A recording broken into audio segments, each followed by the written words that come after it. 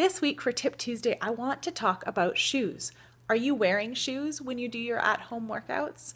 I hope the answer that you just said in your head is yes, unless of course, you're doing at-home yoga or Pilates or Pyo or something like that, in which case you might be barefoot. But from the majority of at-home workouts, whether that's cardio-based or strength-based, I highly recommend that you're wearing shoes.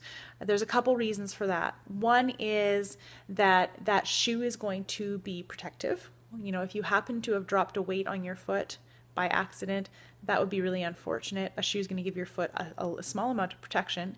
The other thing is that you're creating that stable base of support, enabling your body to have better stability and also protecting your body from poor mechanics. So let me explain a little bit.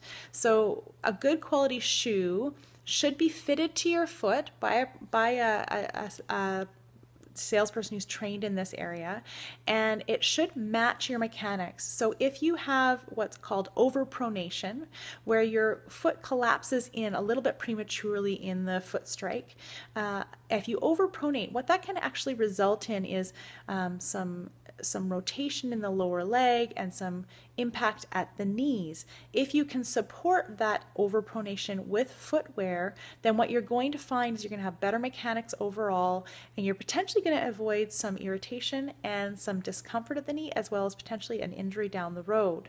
So the other factor, of course, with shoes and why you should be wearing them is cushioning. So it's going to protect your joints from absorbing the impact of the movements.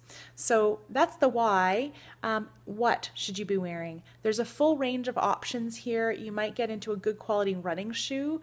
If you're doing a lot of an exercise program that has a lot of lateral movements, a lot of quick lateral movements, kind of more of an athletic based program, you want to be getting into something that has some lateral support to it. It's a little stiffer, and that's going to be good looking at getting into something like a cross trainer.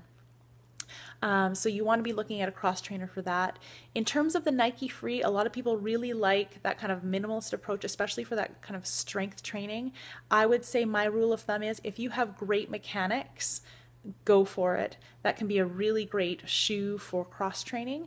If you don't have great mechanics, if you are just getting started on your fitness journey and you don't really have that great body awareness yet, get into something a little bit more stable and then transition into something more lightweight and less stable, more minimalist as you progress, if that works for you. I like a little more stability. I like a traditional cross trainer, and that's what I prefer to do my at-home workouts in.